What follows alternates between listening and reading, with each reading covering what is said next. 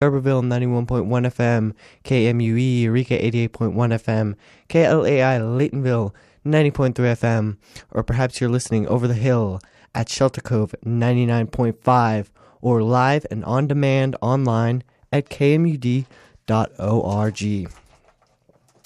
And one final reminder, the views and opinions expressed throughout the broadcast day are those of the speakers and not necessarily those of this station, its staff, or underwriters. Time will be made available for other viewpoints.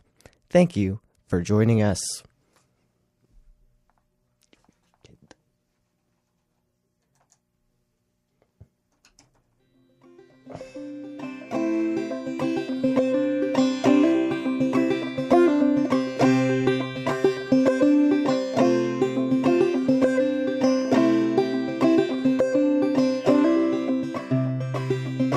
I am resilient, I trust the movement, I negate the chaos, uplift the negative.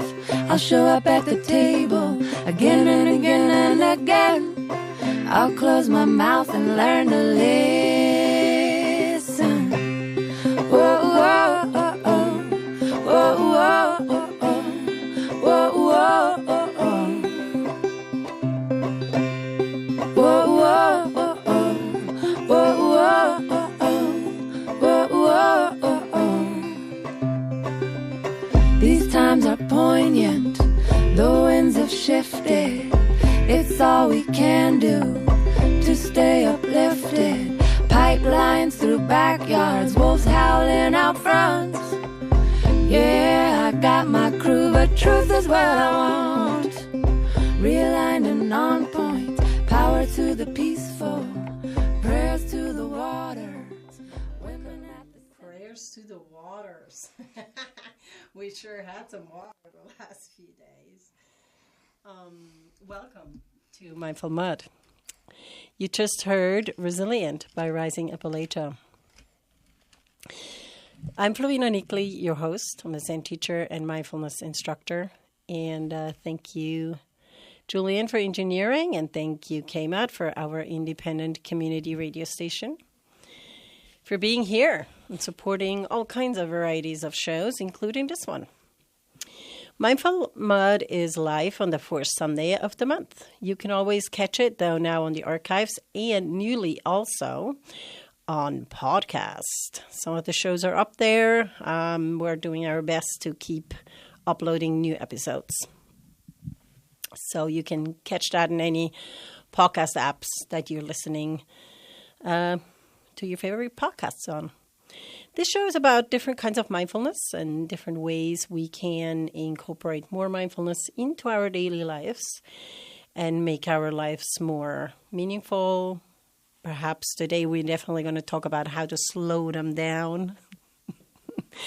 And yeah, it's just very different topics that I introduce on the show. So today I'm feeling really blessed. I have a wonderful guest here with me in the studio, Andy Couturier, right? Couturier. Couturier.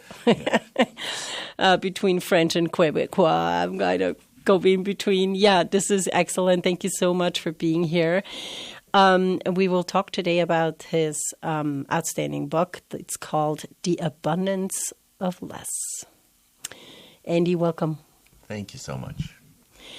All right. I'm going to just introduce you a little bit to our audience. So Andy is the son of a biographer and a civil rights activist. He lived for 4 years in Japan and wrote for the Japan Times while studying the connections between Japanese aesthetics and innovative new forms of writing. In California, he and his partner built their own house using only hand tools, developing a piece of raw land into a functioning rural homestead with solar and hydroelectric power. Andy has studied Buddhist meditation and many other Asian philosophical systems and has traveled extensively in Africa, Southeast Asia, and India. He has been a researcher for Greenpeace and has taught writing for more than 20 years. Is that about right? 20 or is it more now? I think we're at 28 years now. 28 years of writing workshops. That's incredible. He's the author of Writing Open the Mind. Writing Open the Mind. Tapping the subconscious to free the writing and the writer. And has written for Adbuster, the MIT Press, the Huffington Post, Creative Nonfiction, the North American View, the Auckland Tribune, Kyoto Journal, Ikebana Journal, and all kinds of things, right? So I'm really happy you're here, Andy. Welcome. This is not even your first time on KMUD, right? No, I've been on several times over the years, yes. Excellent. Keep that going. I'd love to. I love that tradition. All right, but first time on my show for sure. I just want to, for me personally, thank you for writing this book. You mentioned, I remember we were standing in front of Chicago and you're like, I wrote this book, you might want to read it. And I'm like, oh, cool. So I looked it up and I got the book and it was, I don't know, it was definitely a joy to read it, but it was way more. It was deeply nourishing for me. And also it made me think about so many different aspects of my own life. It brought up a lot of questions, a lot of contemplations. And it just really slowed me down. I remember so many evenings just sitting on the couch, like completely content with some tea and the book and just slowing down. It's almost like the whole message from the book is kind of pouring out the pages. You can feel yourself going with the rhythm of some of these people that you describe in rural Japan, right? So the book is about these lessons in simple living from rural Japan. And he profiles 10 men and women who have left mainstream life in urban Japan to live surrounded by the luxuries of nature, right? And really that nurturing of art, friends, community, nature, gardening, cooking, growing your own food, slowing down. And activism. And a lot of huge them, part is activism. They're anti-nuclear activists and have been since way before Fukushima. Right. And I think this is just part of like living with nature. It kind of comes out of that, right? Anywho, it's an incredible book, and I feel so nurtured by it, truly on all aspects. So thank you for that. Just, having mentioned a few things, how it is for me, I would like to read actually before you kind of give an inspiration why you read or why you wrote the book. Mm-hmm. I want to read what Bill McKibben wrote about your book. So I'm quoting Bill McKibben, "We are in an overheated world, physically and spiritually. It is extremely powerful to read of people who have managed to escape that world, not by traveling to outer space, but by heading toward reality. This is subversive in the best possible way." Andy, did you kind of plan to write a subversive book? I think I've been subversive since I was born, but I'd like to think that. And just in case people don't know, Bill McKibben is a climate activist, pretty well known in that world, and one of the founders of 350.org, which works on climate issues, and a writer for New Yorker. Right. The first time I heard of 350 is actually at a demonstration at Richardson Grove down here. Okay. Yeah. So, what was the inspiration for you to write this book? Well, my partner and I went to Japan in 1989, and we didn't really expect to find much that we were interested in because we only knew the sort of cliches about blue-suited businessmen and economic miracles and factories, and that's all there. But we also found that there was an older tradition, not only Taoism and Buddhism, but also just things that are embedded in Japanese culture, listening well, even mainstream, folks really good at tuning in to how to get along with each other. And we had gone there because we had intended to purchase some land, and we heard that we could make decent money teaching English, and we were in our 20s, and had a couple friends there, and so we just went. And then at some point, looking for organic, and we're trying to make money to buy land, which is what we did actually here in the Southern Humboldt area. So that's just kind of I'd like to be able to give back to this community where we've had property for 30 years. So when we got to Japan, I was looking for organic food, and then I found out there was a little co-op kind of thing, just like a buying club. And then I met a very intense and challenging woman, which was really a breath of fresh air, because there's a lot of pressure for women to be demure and quiet, and she was really ready to challenge me. And her name was Atsuko Watanabe, and she said, "Would you and Cynthia like to come up on Sunday to our house in the mountains? And if you're an English teacher in Japan, that's like your one day off to not have basic English conversations. So you generally like really guard your Sundays." But for some reason we said yes, and we went out into the countryside, about an hour and a half drive bus from the medium-sized city where we were living in Shikoku, which is the smallest of the 4 main islands.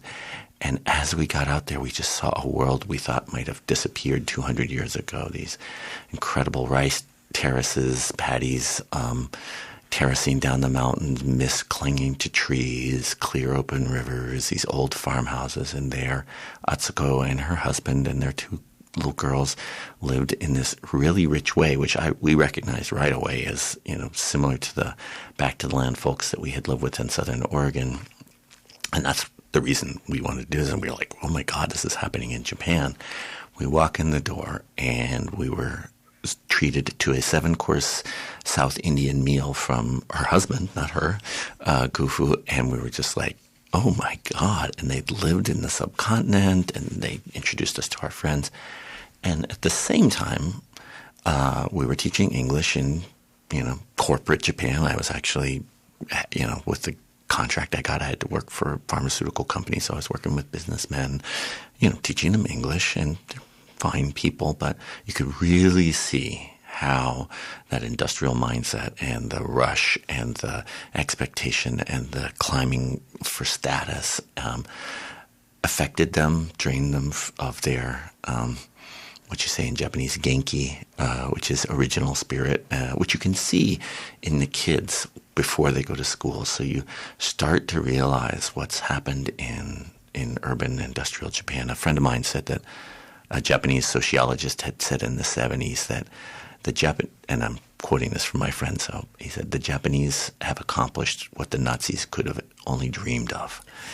And so just this levels of conformity and strictures on everybody's life, it was heartbreaking, frankly. And you could see, of course in the United States, until today, people are incredibly overbusy. They're overtaxed. They don't get enough sleep. They're working, whether they're in white-collar jobs and trying to get ahead, but particularly working-class people who are very, frankly, oppressed by the system. They don't have any time to dream. They don't have any time for their family. They don't have any time.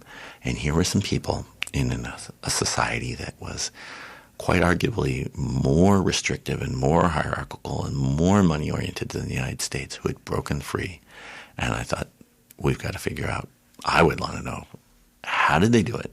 What was their psychology? How did they do that? And so that's when I started writing about them. And then I felt like we had to have a book about it. Yeah, I'm glad you did.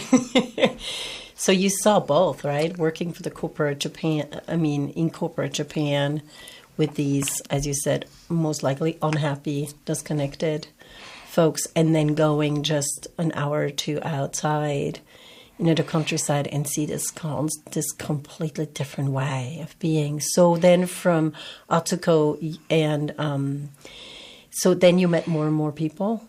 Yes, so she helped me out along the way. In some ways, this is also her book. She's an anti-nuclear activist, a mom. She worked with her husband, Gufu, who I also profile in the book. And the book is 10 profiles. Each chapter is a profile of a different person. And then the afterword is about our life here in Southern Trinity, actually, and what we learned from them. But she introduced us to some people that she had lived with in Nepal.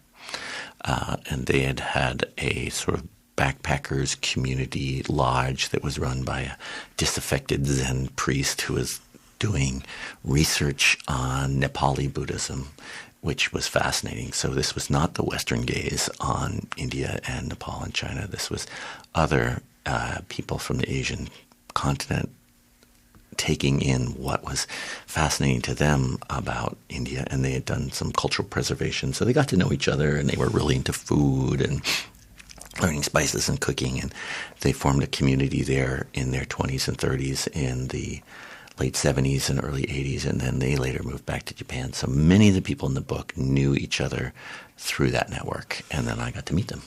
That's what I thought was fascinating, that, yes, it was rural Japan, right? And then most of them had that deep connection to India and Nepal. First I was like, wait, how does that work?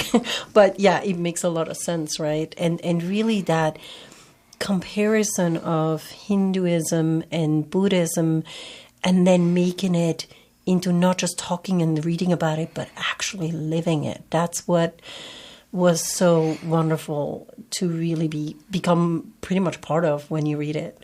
Yeah. And you also, I just want to pick up on, you mentioned you had a lot of questions that came up for you, so feel free to... Well, just the easy contemplations, right? That came up. Like, for instance, the other day I was in the garden, and you know, when you're in a mindset, like in a book, right? You get inspired, and then you start to bring, at least me, and then I bring this into my daily life, right? It just kind of seeps into it. And so I was out in the garden, and I was weeding, and I'm thinking, and I think it was Otsuko, right? Who was not even weeding. She was just cutting the weeds.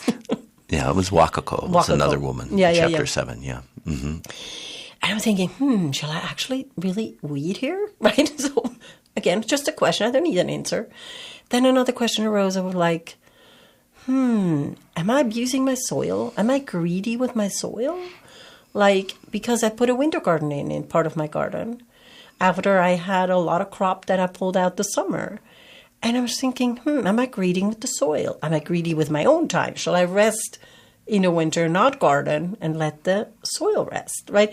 So it's just questions that came up, and not that I need an answer or judge myself, but just because of those questions, I felt deeper connected to what I was doing, and also open to really evaluate my values of is this really what I want to do, or is there another way?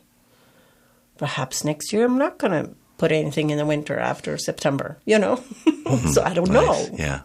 But that's just, it gave me a deeper connection to just being with my land, my little piece of land. Nice. Yeah, so I really appreciated that. And another thing, for instance, that came up was I spend a lot of time cooking every day. And a lot of the time I'm asking myself, why am I spending an hour, sometimes 2, cooking every day just for 2 people? And I know why I'm doing it, but sometimes because it gives me deep joy, right? Right. It gives me deep happiness to play around with my own grown veggies and spices and smells and herbs and creations. It's my creativity outlet, right? But then my logical sense comes in as you don't have time for anything, why are you spending so much time on cooking? That internal voice. So anyway, reading the book, I'm realizing these people, one of them said, it should be 50%, our life should be evolving 50% around food. That was Osamu Nakamura, right? Yes. So anyway, I thought, oh yeah, that's right. So it's just neat to have this kind of inner conversation with my own values, I guess. Yeah. So that's in Chapter 2. His name is Nakamura, Osamu Nakamura, and he's another key person in the book. And he said this thing that was completely challenging. He was like, I read Thoreau, Walden. I'm like, oh my God. they're reading our Back to the Land text. And he's like, I didn't like it much. I'm like, you didn't? He's like, yeah, you seem more like a tourist to me. He only stayed there for 2 years. And then he went, as you do the research, yep, that's true, and I think Thoreau's mom did his laundry. It was weird. Yeah. But he wrote a great book and it was very important. But he's like, it should have been more about food because living this kind of life has got to be more about cooking and eating. But you wanted me to read a passage here? Yeah, would you? That would be excellent. All right. And this is from my book, The Abundance of Less. And if people are wanting to find out more about it, you can just Google that, theabundanceofless.com. There's some excerpts and pictures and stuff like that. But now that you're listening to the radio, enjoy the sound of words. So this is a little introduction. So each chapter has an introduction that I wrote. I tried to not forefront me, but more forefront them. But here's the introduction as you asked me to read. It's easy to see the benefits of modern production techniques. Convenience, access to an incredible range of goods and services, getting a lot done in a very small amount of time. Machines give us an incredible leverage. What is more difficult to see is what we have lost. Although I had read a lot about the alienation that often accompanies progress, it wasn't until I met the craftsman Osamu Nakamura that I could experience exactly how his, quote, simple life and his palpable contact with the physical world is actually so much richer than the hamster wheel lives that so many of us have become accustomed to. By using his hands to provide for his needs, he has found a richness of heart and a sensitivity of perception that so many of us long for. Yeah, thank you. It's that connection to our own heart and therefore really becoming open to nature. And for him and through him, just becoming aware of doing work with our hands and how important that can be. And that term manual labor, right? It's almost always said in such a negative way, like anything but, right? But we're actually alienating ourselves from a deep part of our humanity is our relationship with our hands. So he is a woodblock carver. Someone else makes flutes. A couple other people are potters, painters. A lot of them are farmers. So actually doing work with your own hands as opposed to going to the fastest, quickest machine or the push-button device is I found too just incredibly enriching. Cynthia and I built our house with hand tools, and a number of our neighbors were building their houses at the same time, and one of them was like, let me show you how to use a circular saw. Let me show you, you're just going to get this done a lot quicker. That person has moved away 20 years ago or more, and to us, there's just a deeper, I can't compare him, but, the connection that we have to when it starts to rain and we're warm and the raindrops are hitting the roof and it's like plucking the pillow of the roof and that we did that with our own hands. And now quite some years ago, like almost 30 years ago, that handwork is, continuing to sustain us. It's a richness that I'd love more people to be able to experience. Yeah, how true. It just reminds me of when I was very young, in my early 20s, I used to escape. When I was still living in Switzerland, my parents had a little cottage up in the Alps, and there was just water in front of the house, and you had to heat you had to chop wood and carry water, basically. And I would used to escape there because you had to walk up. You couldn't even drive up to the cottage. And that was just such a coming back to myself and to that sense of life and being alive that I just kept escaping up there as much as I could.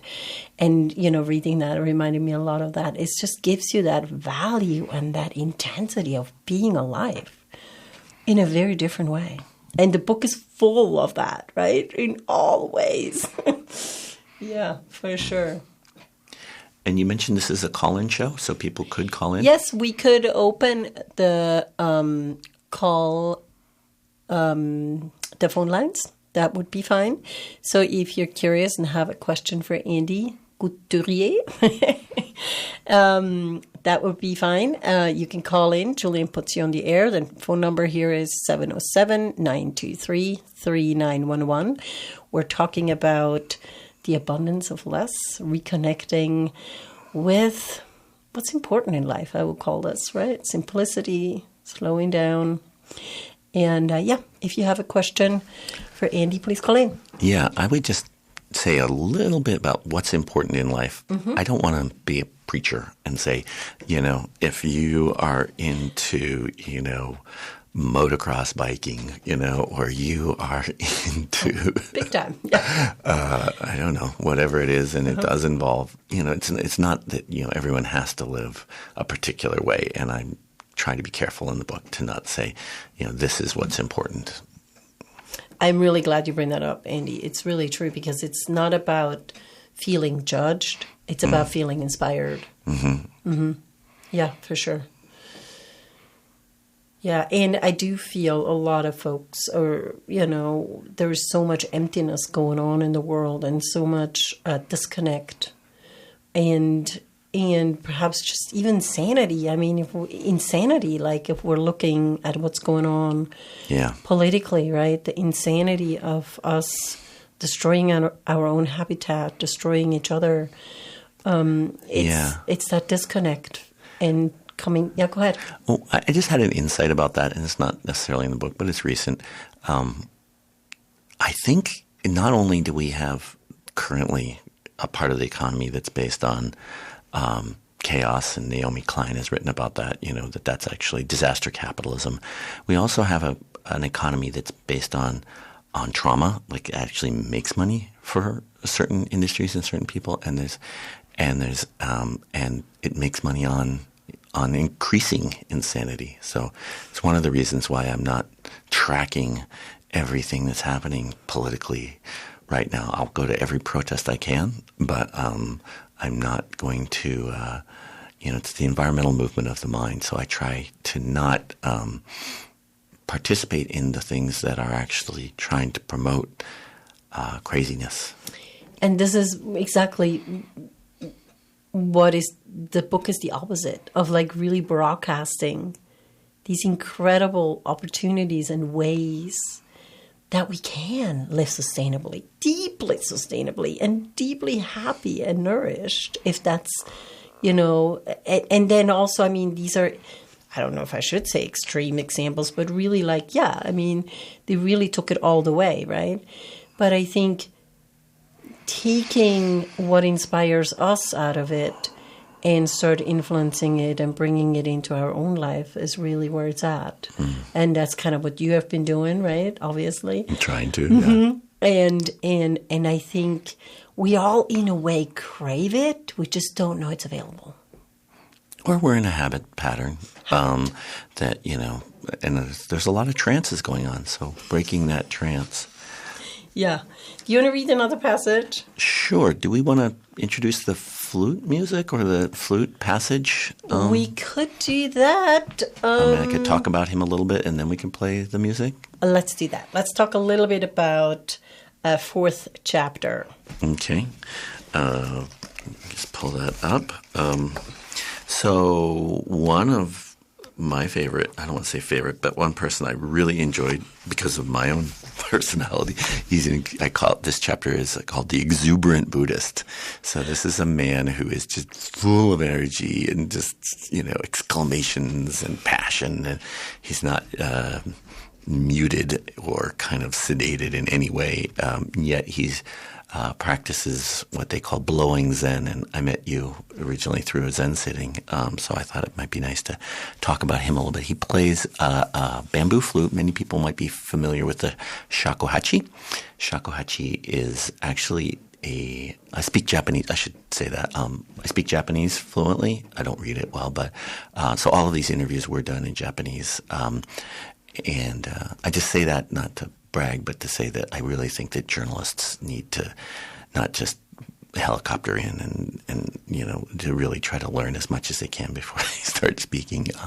This is my pet peeve. So Murata-san is in chapter 4. Kogan Murata plays a giant bamboo flute. He calls it a kyotaku. And he had a teacher, and we actually have some of his teacher's music, which we'd play in a second. But you asked me to read this passage here. So, and, he grew up on just loving music, Chuck Berry and, the Beatles.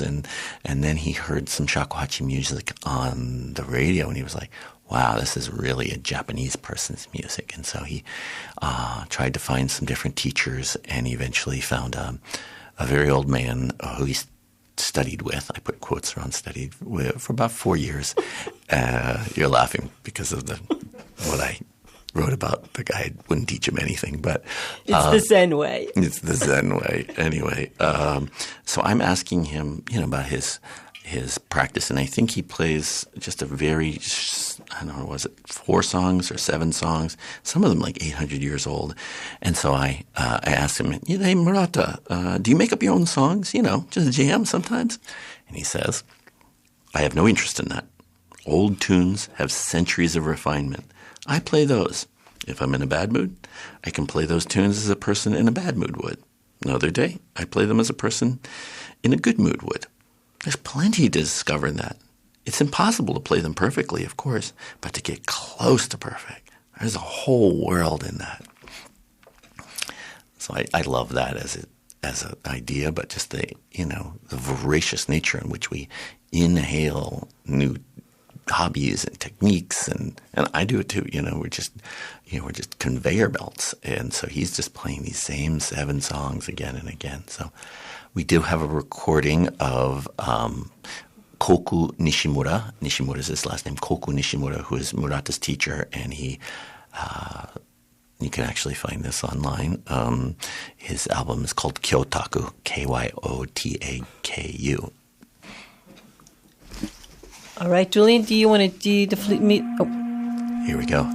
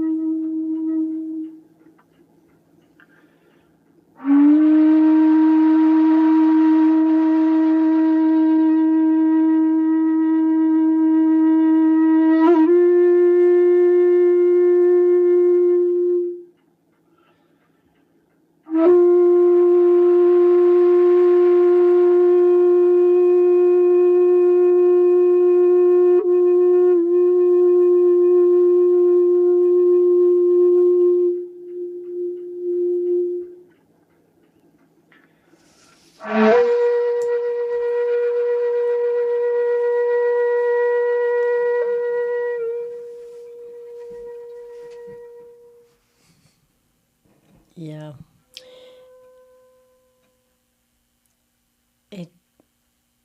It takes you on a very long breath listening to this music, and I really feel it's so wonderful how they describe that flute music, right, as basically a combination between sutras and breath, and 2 very deep principles of Zen or meditation practice. And again, just his 7 songs he's playing, right? It's and being completely content is really, it's kind of how I feel like with, let's say, with my Qigong practice. I rather do very simple things over and over and bring it into a deeper level of experience. So in Qigong, I very much have that, I don't want to do much. I don't want to do too many complicated moves. I just want to go really deep with the sensation. And I feel like, Murata does that with the flute. And I feel like all these other folks as well. They do it, some with rice farming, some with the art they're doing, their writing, their carving, their pottery, and it's that over and over, that reminder of what happens when we slow down and when we go deeply into something we love. And as you said, it can be something completely different, like, I don't know, cleaning a house, or like whatever your job is, or, you know, but taking that, and it's kind of that Zen way even, right? Where you really take what you do and you become deeply present with it. Nice. Yeah. Nice. There's such a satisfaction in that. Yeah. Again, this is a reminder you're listening to Mindful Mud. And, yep. Julian, do you want to take it over and do the top of the hour quick? Sorry, I thought you might. Yes. It is 2:00 p.m. You are tuned in to KMUD Garberville 91.1 FM, KMUE Eureka 88.1 FM, KLAI Laytonville 90.3 FM, or perhaps you are listening over the hill at Shelter Cove 99.5 FM, or perhaps you're listening over the internet at live or on demand at kmud.org. And now back to Mindful Mud with Flurina Niggli. Thank you, Julian. Yeah, welcome back. And this is a reminder. I have here with me Andy Couturier, and we're talking about his book, The Abundance of Less. And this is a calling show, so if you do have a question or a comment, please call us at 707-923-3911. And Julian will put you on the air.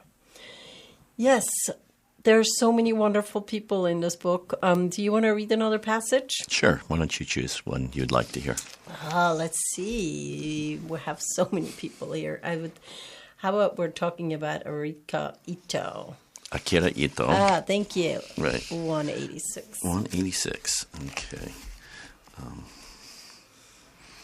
This is a 400-page book. And and it's wonderful to slow down and read it. Like, I really took my sweet time to read it. Yeah. And it's like one of those things that it's perfect now for the winter to just curl up and, get nourished. A little about the length of the book. I've just finished an even longer book, which I can tell you about. But, a lot of people said, could, make it shorter, have, go to 6 different countries, publishing people.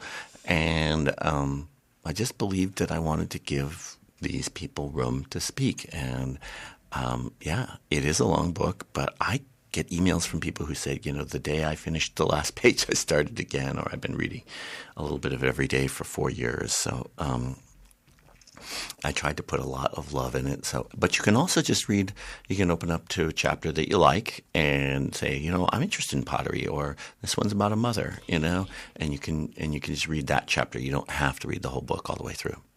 I think for me, it lives on that length in the way of it really takes you into that journey and getting to know the land a little bit, and how you describe the land is just so incredibly beautiful. Like, that itself is just really what I enjoyed. It's not the information necessarily. I mean, that's beautiful too.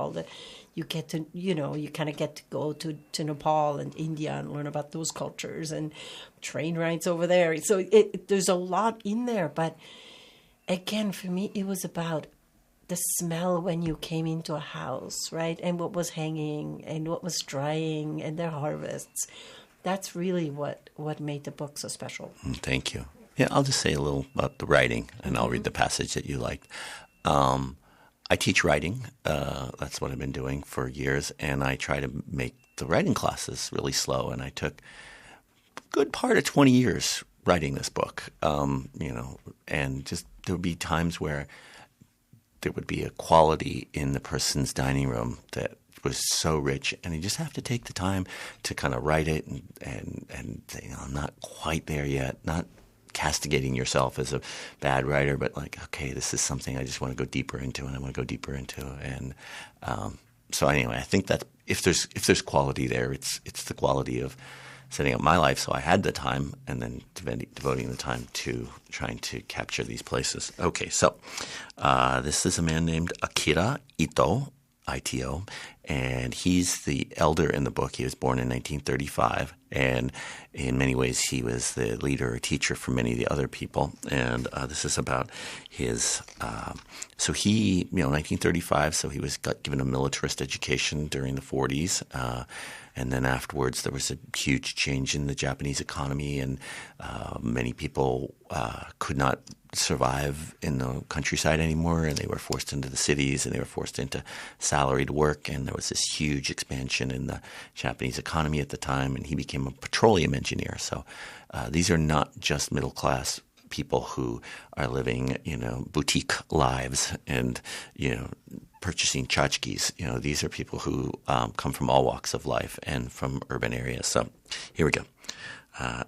At 28, he gave up that high-status life as an engineer, its money and its security, to begin a journey that led him through being an itinerant artist and philosopher, and later to living in this house in the woods near the slopes of Mount Fuji in order to follow in the footsteps of the Chinese mountain literati of ancient times.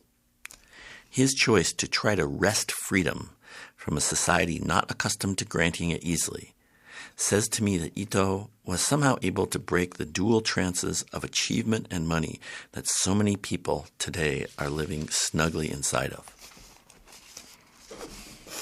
Yeah. And it's really remarkable. Each one of these people has their own story or their own drive, right? Why they did it.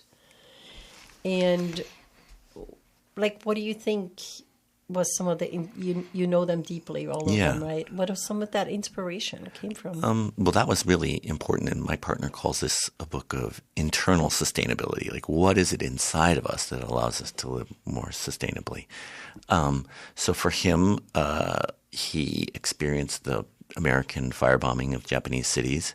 The city next to his was burned to the ground when he was, 8 or 9. And he started giving deep thought to the question, what happens when we die? Where do we come from?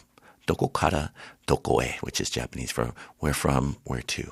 Before we were here, where were we? And when we leave, where do we go? And he felt that he just couldn't live with not trying to find an answer to that question. And so he was at first driven to art. He's actually a very interesting artist and a children's book illustrator, but he also worked in publishing for years, publishing children's books. But he traveled all over Europe and traced the footsteps of his teacher, and then lived in India for a long time. And through that, he was looking for what he called a viewing platform on the whole world. And he arrived in Kathmandu to the Buddha temple, which I just visited recently, a couple of years ago. And he said, I finally found here this thing I had always been looking for, somewhere where I could see with compassionate eyes of the Buddha all the suffering of the world and try to alleviate it. So as compared to working as a petroleum engineer and trying to increase, profits for some company, he thought that was a much richer way to live his life. So there was a draw towards that, but also for him, quite a fierce hatred of how everything is changing so quickly and how the things of the past were being discarded. The really rich objects, ways of life, artistic techniques were being discarded and abandoned. And it happened very quickly in Japan. When we first got there in 89, 90, most of the people who were older in the countryside had grown up using almost no cash. People in their 70s and 80s, they lived in an almost cashless world. My grandparents, my great-grandparents, they all lived in a world of cash, and they did for themselves. So I think that was a big motivation for him. I can answer about other people if you want. I just find it's really that question of finding our own inner motivation for life, period, and then take it from there, right? And I think many times it's really that pausing again and looking at, why am I here? oh, what do I really want? And not just, as you said, like being in the habit of just being a working member of the society and do what's expected from me. And there are couple, like really these people have paused big time and found their own way. Yeah, it's remarkable, for sure. And it gives us this freedom and inspiration to do the same, right? And I feel like to a certain extent, I've always done that. As you said, I'm kind of born as that, right? As you said for yourself, it's like, and I feel the same for me. And at the same time, it's that refinement, right? Of keep asking ourselves, okay, how can I refine my own way of living? So I get deeper and deeper to who I really am. Yeah, it's a great angle this book can give us from like really how to be with these practices, not just read it. Yeah, and there's this quote from Akira Ito. In each season, while I sketch and put down the shapes and forms of plants, flowers, animals, and bugs embraced by the life of the forest, I sometimes experience a complete unification with the forest and all its life. These times are truly times of bliss for me. Right? It's like this finding really what they were looking for. Yeah. So, did you have any disputes, Flurina, with this book? Did something come up that you wanted to challenge or disagree with or add to? Almost. It was almost where I was like, okay, this is getting a little too pure, right? This is getting a little too like, how should we live? Kind of flavorish, right? Okay.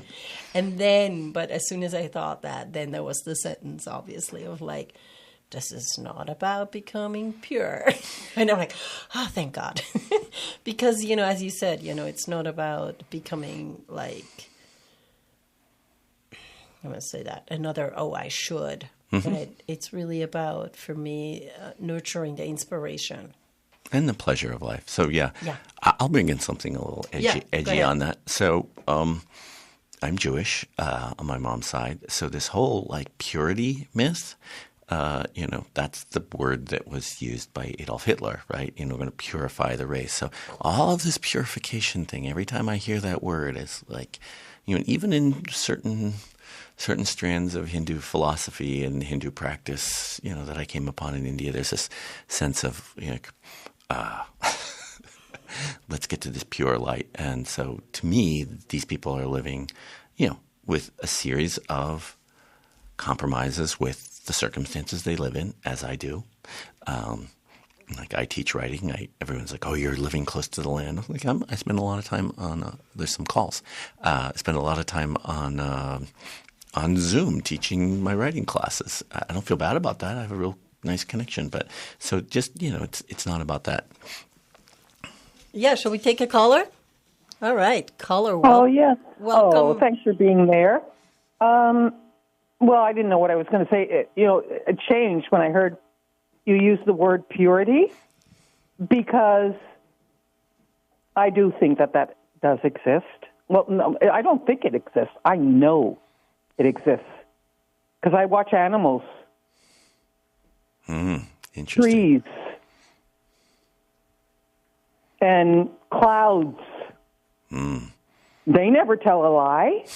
And so to me, purity is getting to a place where you feel comfortable with yourself and you're not going to ever tell a lie again, or you're not going to listen to one.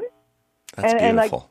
I happen to know, because I've experienced freedom, that we came here to be free. I mean, that's our natural existence. Only, we allowed that to be, we were divided and conquered, and we allowed that to go.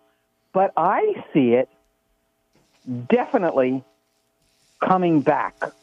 And I'm so grateful for programs like this, where we have these conversations that are gentle and pure. I consider them pure. Well, thank you. Thank you That's so much. nice. Yeah, thanks for your call.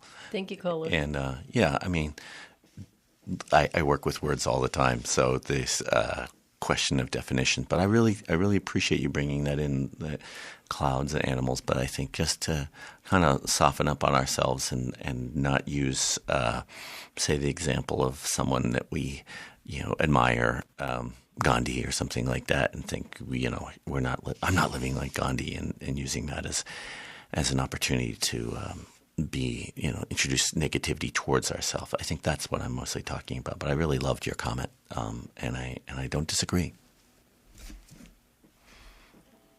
Do we have another caller? Okay, caller, you're in the air. Welcome to Mindful Mud. Hello? Hello? Hello, it's you. Yes, this is David, Andy. Oh, hi. How are you? I'm good. You know who I am, right? I know so many Davids. Please tell me. How about Nopo? How about David Anthony? Oh my God, David Anthony. Sorry, I didn't recognize your voice right away. Wonderful. Here's what I would like to explore. Yes. You have told the listening audience only a part of the story of this book.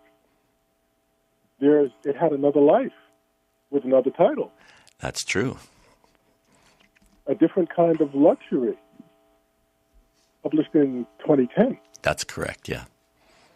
So what is the relationship between these two books? It's not just a matter of reprinting, is it? Thanks for the question. So originally the series in the Japan Times was called Alternative Luxuries, and everyone changed it into Alternative Lifestyles. And they're like, oh yeah, alternative lifestyles. And so I actually think this is not a lifestyle. I think it's a way of life. So styles are sort of like bell-bottom jeans or, particular bouffant hairdos. So, so I called it a different kind of luxury, and trying to emphasize the richness of this life, because sometimes simplicity is either marketed or castigated as this austerity practice, which is actually an interesting practice. I want to say abnegation has a really important role, and I think you can learn a lot through it.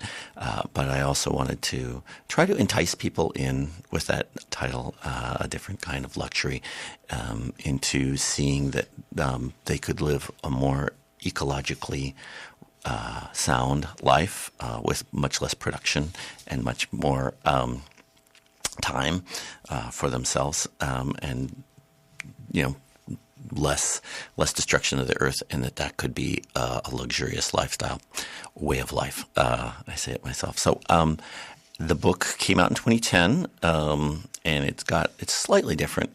This is The Abundance of Less is a reprint in 2017, and the new publisher wanted to include something. In fact, they would not publish it unless I wrote about our lives in the country,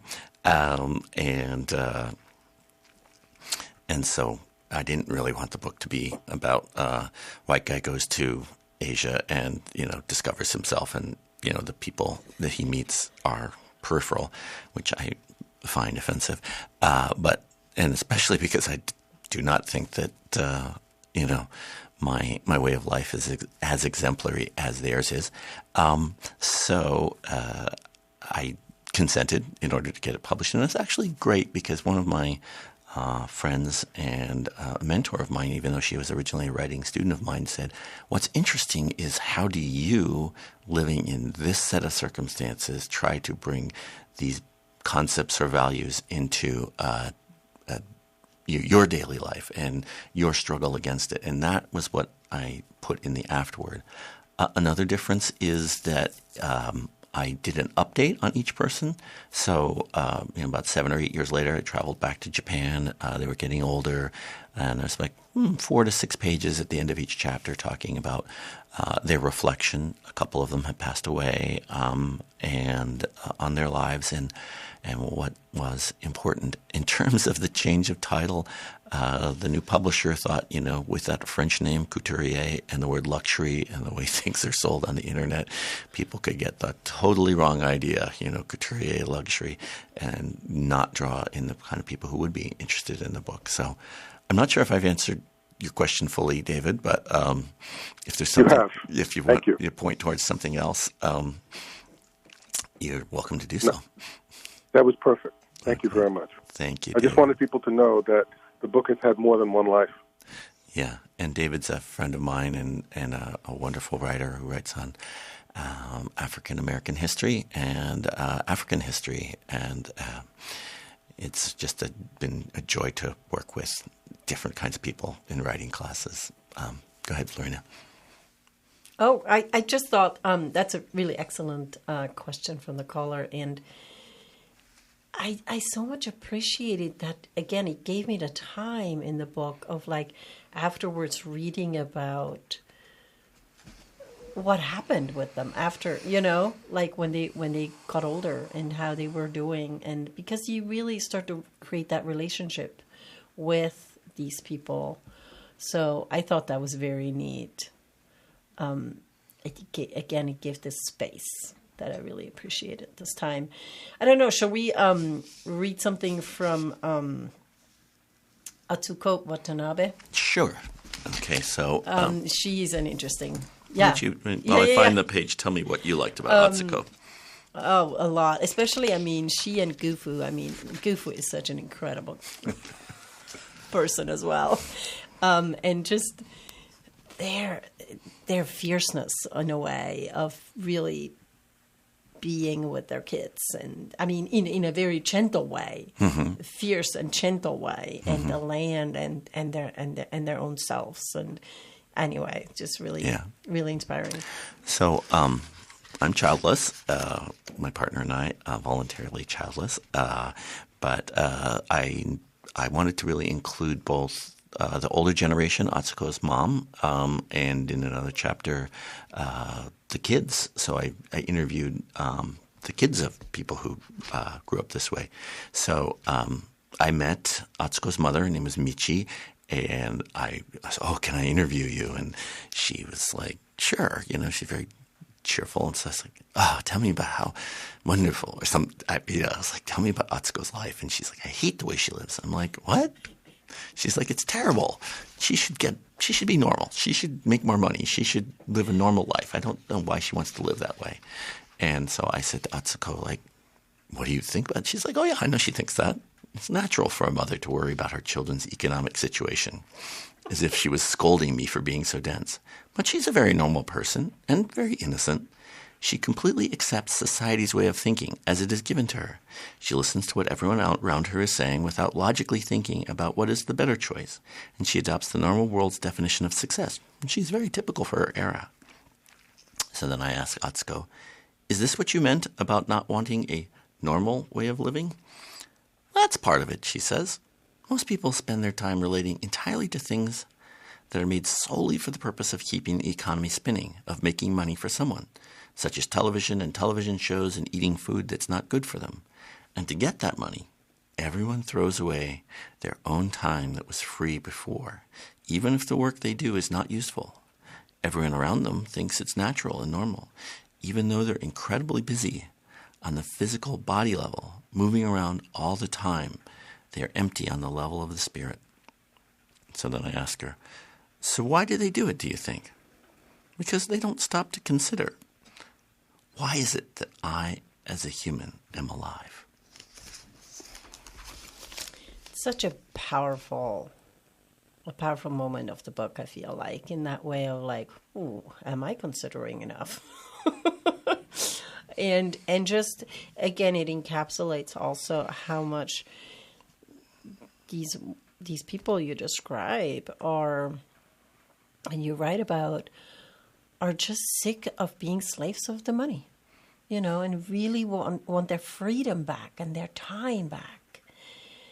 And therefore they go through great length, right? They're just going to eat whatever they grow. And if that's what's not available, then if the rice didn't grow well that year, they're going to eat barley for a year. That kind of thing. It's like, and you ask, right? You ask these questions like, don't you ever want to go to the supermarket? It's like, yeah, it would be kind of nice, but then I give up my freedom, right? Because then I have to make money.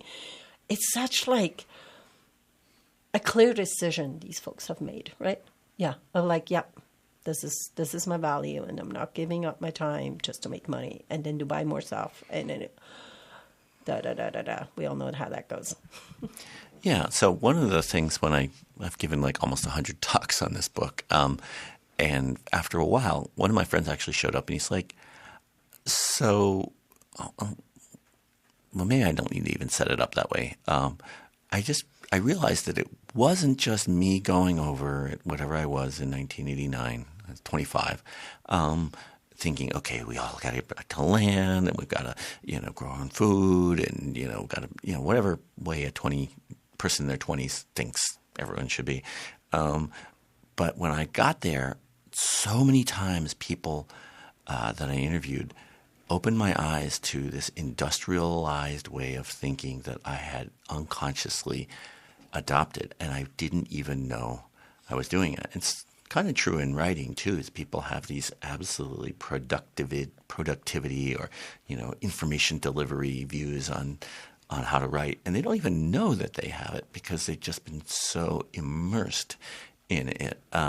So like there's one guy who took me to his tea house, which was an underground tea house that he dug out of the hillside that was also doubled as a fallout shelter in case there was a radioactive accident. And we're drinking tea, in a Japanese tea ceremony, the frothy matcha and like the, flower arrangement and everything.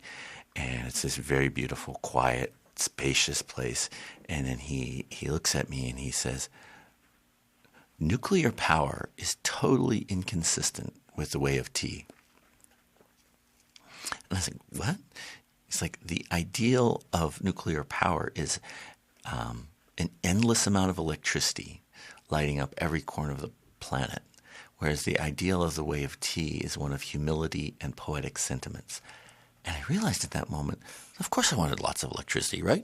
Turn on lights, cheerful, happy lights, and I realized that, my whole way of thinking was predicated on, a massive industrial,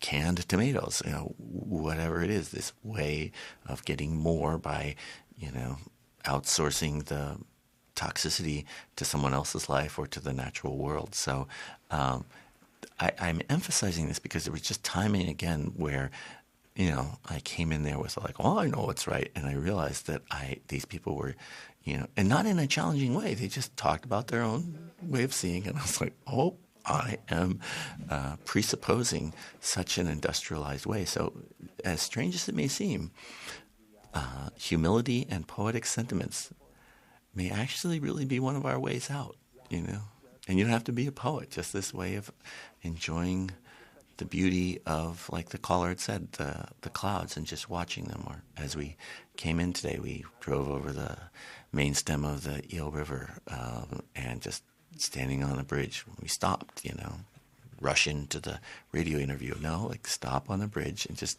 notice the quality of this river that is so ancient. And to me, that's what I think is partly meant by poetic sentiments, is just to really deepen into some of the mysteries that are around us. And you need the time to do that. And in order to make the time, you have to do design on your life so that you're not, burdened by a whole bunch of responsibilities that you didn't even know you were getting into, or mortgages, or, making a better life for myself by getting a 4-car garage instead of a 2-car garage. I mean, that's easy to make fun of, but aren't we all doing that in some way? Yeah, and this is exactly what happened to me, right? Just what happened to you, just going to these people, obviously in a very deep way, but even just reading the book for me, these questions really came up of like, I am a person who's pausing a lot of times during my days. And those pause moments can be refined.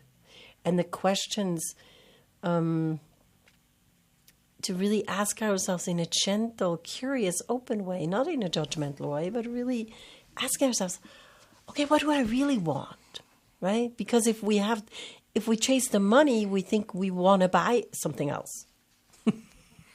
But perhaps it's something else we actually want. Yeah, anyway, these questions.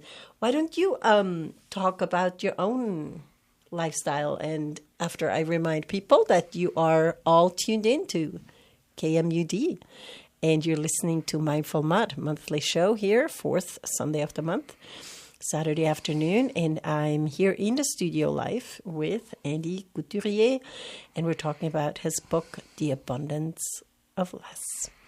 Yes, Andy, do you want to talk a little bit about that last chapter that you wrote? Sure. Or do you have something No, else that's fine. Mm-hmm. It's a little strange to talk about oneself in a way. I teach these memoir classes or classes where people write about their lives because anytime you frame it, then it becomes a series of words and it's less than what it is. Currently... I mean, perhaps you just want to start with a passage. Sure. Do you have one? I don't know, the 387 here.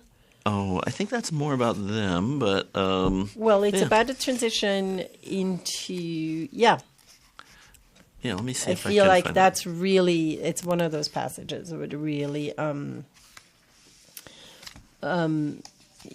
you kind of crystallized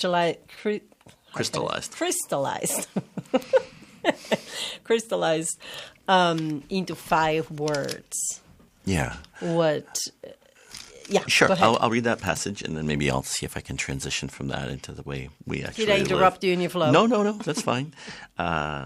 So, after interviewing each person one by one, writing so many drafts and articles about them, finishing a book, 15 years in the making, and giving so many talks, I have to ask myself this. What were the things that really challenged me, made me wake up to my way of thinking that presupposed an industrialized system? In 5 words: gentle, small, humble, slow, and simple. Quote, sometimes just to touch the earth is enough for me, said Wakako Oe. Time and again, I keep finding myself being brought up short by how very gentle their approach was, in particular her no-cultivation method.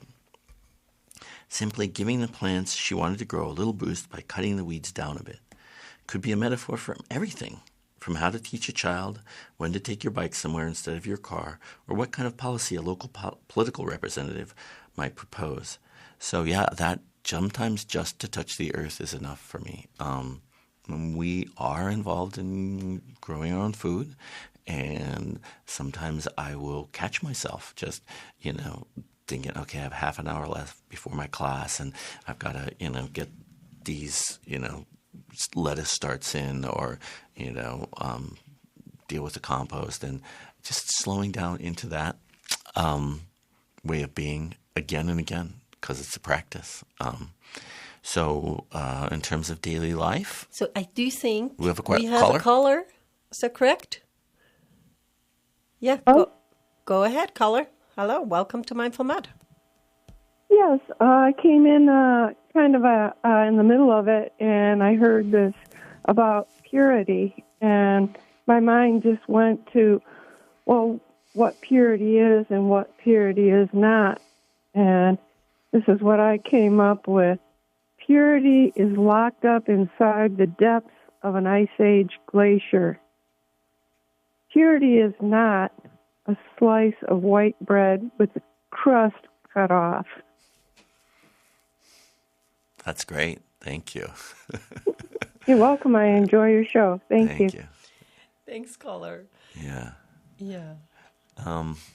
Yeah, I just appreciate that call. Mm-hmm. So let's see. What can I say about the way we live? I try to keep my working for money at about 20 hours a week, and I try to take maybe every 5th week completely off to do free writing, which is one of the things I love, writing from the subconscious, one of the things I teach. But also I do for myself a lot of time for reflection. Try to make sure I get 8, sometimes 9 hours of sleep every night. We live on a parcel of land about an hour from Garberville, so a long drive. We drink some great Earl Grey tea in the morning and listen to a little poetry recording. If anyone listens to the Writer's Almanac anymore, he reads a poem. He's a really good. And then we'll read a few poems to each other and gaze out at the valley. And then we'll do yoga, and sometimes I'm picking up a Qigong practice, which is a slow Chinese movement practice for those who don't know what Qigong is. I just found out that you're a Qigong teacher, Flurina. But, that's a little much said. Okay, yeah. So... I'm teaching Qigong. How about that? Okay, you're teaching Qigong. We live in it's now 2 rooms. My partner has her own office for her homeopathy business, but... it's 24 by 26 feet. It's a bit crowded sometimes, so there's a constant process of trying to live with less. We try to get out walking on the property. We live at 2,700 feet, north-facing slope, a lot of water there. Currently looking for a publisher for my adventure novel, my ecological adventure novel, my next book. And I work with my students in book completion groups, and like to have a lot of time to talk with friends. That's really nourishing and enriching. We have a dog. We don't have any domestic animals. We grow a lot of our own food. We like to try to travel to a warm place because we're very interested in ways of living in the global South. And that's, I guess, part of our life is living simply there and trying to give back to those communities when we go. There's a little thumbnail of how I live. That's a lot. It's very fast-paced. Sometimes it is, yes. It's interesting because so you got – I just thought it was very interesting how you had from the very early you had a vision. I feel like I don't want to – like I want a piece of land and live simple, right? Yes, yeah. Because you got your land in your 20s, is that correct? Was it 90s? Yeah, the 29. I actually just ran yesterday in one of the realtors that you talked about with when you were young. Yes, that's why I'm here. Marcy Ebert has changed our life by saying, yeah, there's some property out here. Right. But what's your question about the... So just where did that knowing come from that you wanted to live simple? I will try to answer it, but I want to just point out that I think we really our deepest motivations are probably unknown to us. Mm-hmm. You know, we can explain things around them. Correct. I talk about this a little bit in the afterword. I mean, there was everything from my mom's family was I think you'd have to call them bourgeois, and there was people who my grandmother, there was a woman who would serve at the table when we had Passover. And even as a 4 or 5 year old boy, the way that my grandmother, and she was a nice person, I don't want to be negative toward the ancestors, but there was a way that I felt when she picked up this little bell and rang it sort of aggressively to call this person from the kitchen to take our plates away or, do the work that we didn't want to do as opposed to doing it all ourselves or inviting her to sit down at the table with us. I couldn't articulate it at the time, but it just didn't feel right. It felt basically hierarchical, where each person's human dignity was, graded on whoever had the access to more money. That was part of it. My dad and to a lesser extent, my mom always wanted to go out to nature and the West, and we grew up in Washington, D.C., and so we would go out in the mountains, just spoke to me. And then I had a friend when I was in college who told me that there were people who were living this way. It was in Southern Oregon, a little community up there that we went and visited, and it was just so rich. It was just so wonderful. Like people would run down in the middle of the summer to jump in the creek and, shriek with the coldness of the water and then, have this big meal and maybe play music. And, it's just very different from the, my my family's from New York City, and I could just see that I went to a camp where we learned a lot of camp craft for boys, and there's just a lot of threads that came together. But I think in some sense it was just a feeling that, it's interesting, a bumper sticker I saw some years ago. It says, everybody wants to get back to nature, but nobody wants to drive. Nobody wants to walk. Everyone wants to get back to nature, but nobody wants to walk. So I think there's this sort of like jump in a car and get to nature thing that urban people. Yeah, and then build a big house. Yeah, right. And you didn't build a big house. You got your piece of property, and then you both built the house together with hand tools. Yes. Yeah, let me talk about that a little bit. Yeah. So first of all, Cynthia was a primary carpenter. Often people assume the other. I'm more of the grunt. But the idea of just bringing, I don't know, one writer said it's people are living suburban lives just with a longer driveway, and, it's also unquestioned, but, they get very busy or they get into a lot of debt to buy the land. It's one of the reasons we were so far out. We thought, live near San Francisco. We can go back and forth. Well, but we didn't want to have any debt, so we ended up, 5.5, 6 hours from the Golden Gate Bridge, which at first we were like, what a drag, but it's really been much better in many ways. So humility and just creating this, I don't know, I use machines. We bring in our firewood with a chainsaw. It's my one power tool. How much do you want to take on? How, the scream of the motor or the petroleum basis of the generator that runs the motor, and just, back to handwork, just to like what you learn. People have gym memberships, right, to like keep themselves healthy, and that's not a bad thing necessarily if you're living in the city. But why not do productive work when you can?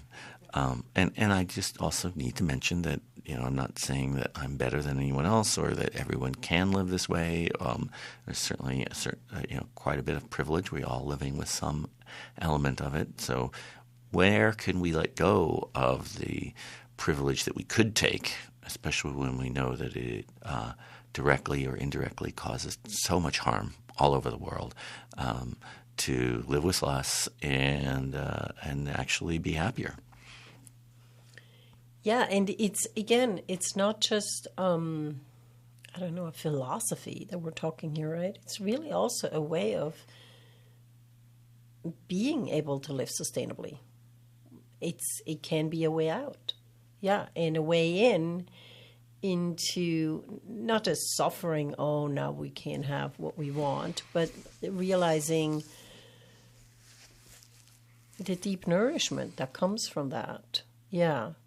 It really made me think of, in a way we need that already inner calling or inner curiosity or inner nourishment to let go of more. If that makes and when we do let go of all the distraction, there comes more nourishment. So again, it's the cycle from either trying to get more and more and more and more and more and more happiness through things, or less and less and less and more fulfillment because of that. Yeah. It's making these decisions, and sometimes it's just a small step we make.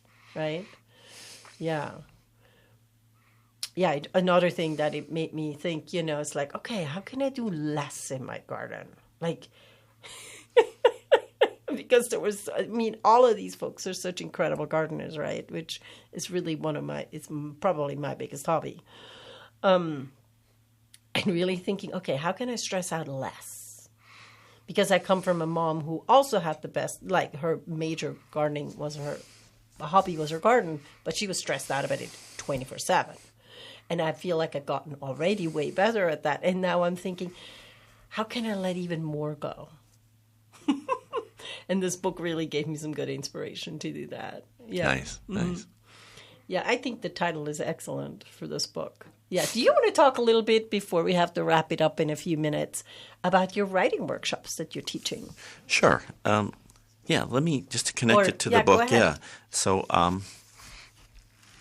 just in case people are interested, I teach through The Opening, which I've been running as a solo venture primarily for about 28 years, and it's theopening.org, and I teach now almost all online, but I do love doing things in person.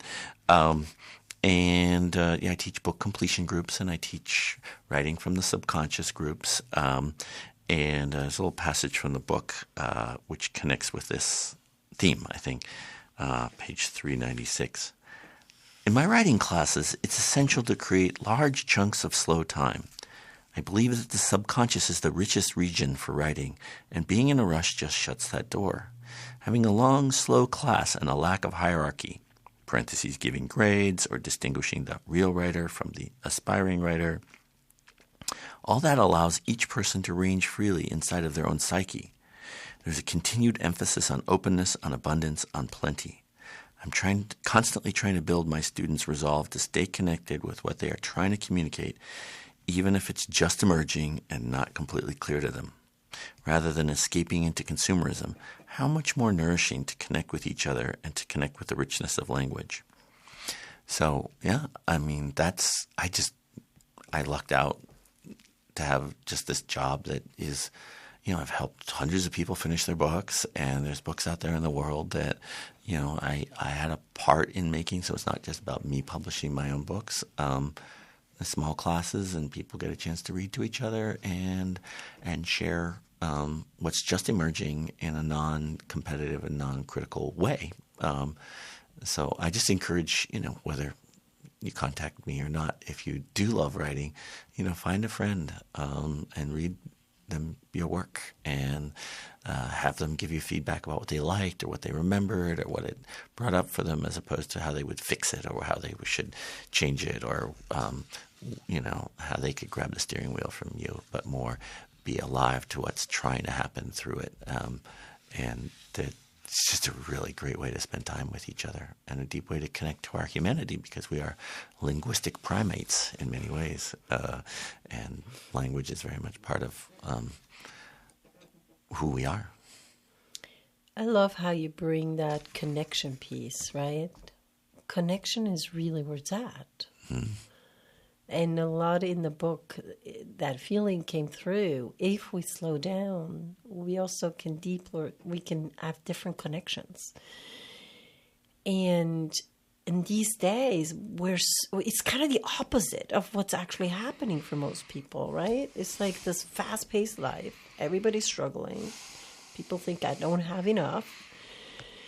The lack, right? And the destroying of the planet, and all this stuff that then we become overwhelmed and completely disconnected from ourselves and everything we could do.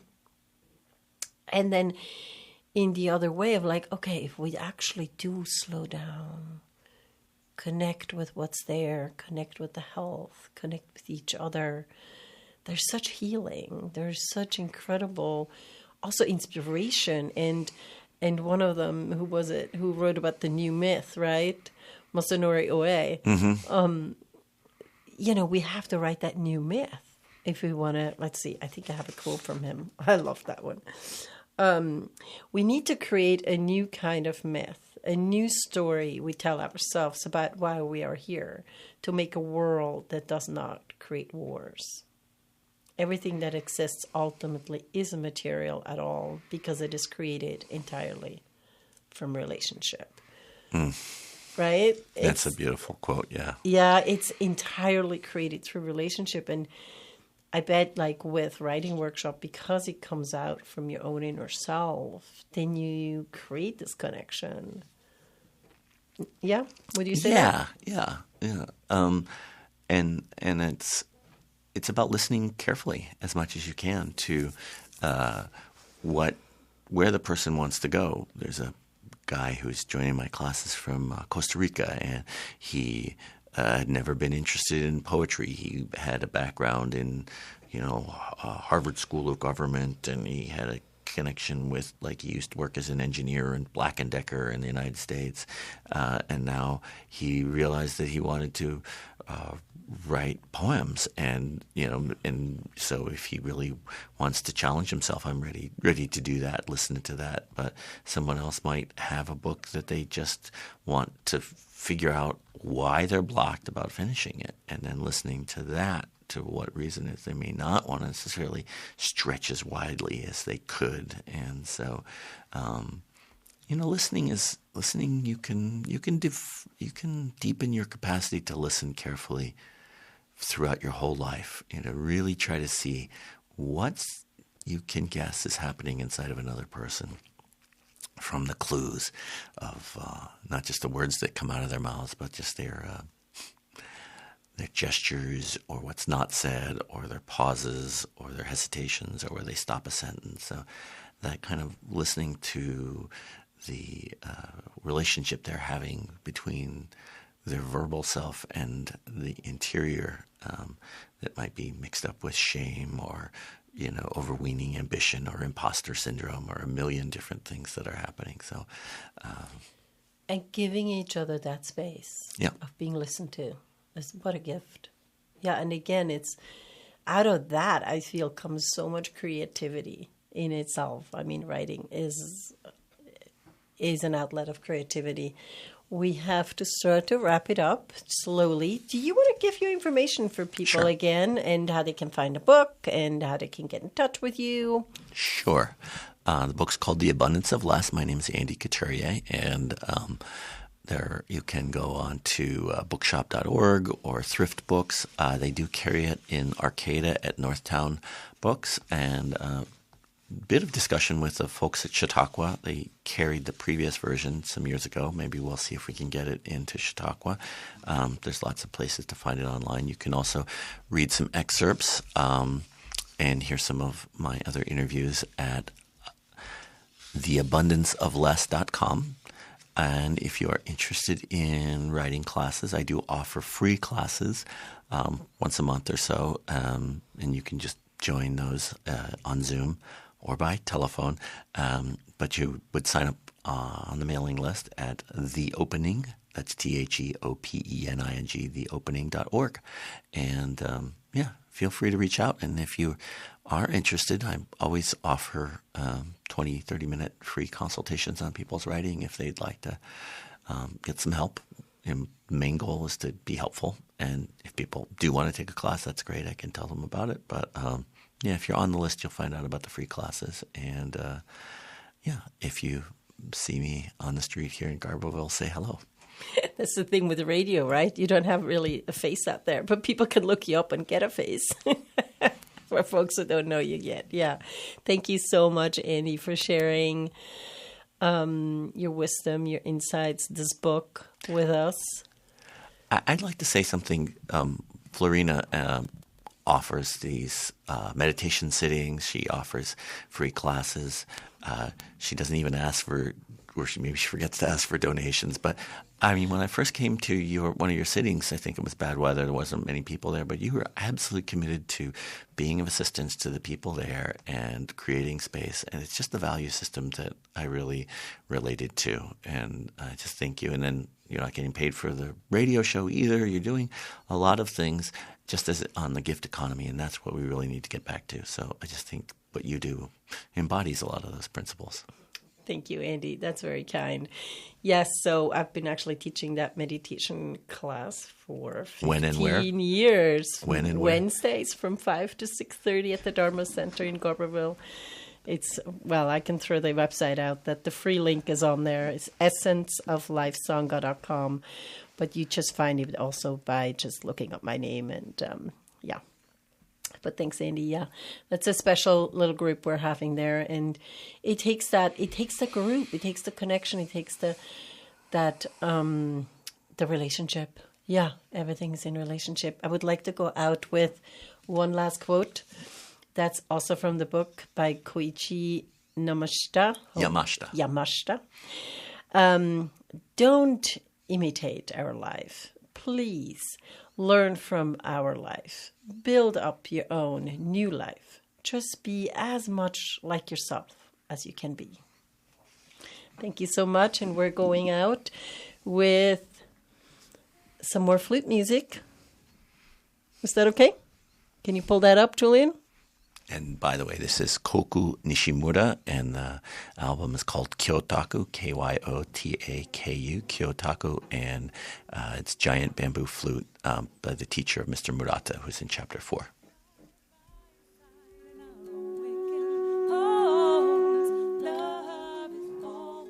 We're getting two songs at once. Yeah, we do. And if it's, can you do it, Jules? Or you want to just, okay, he can do it. There you go.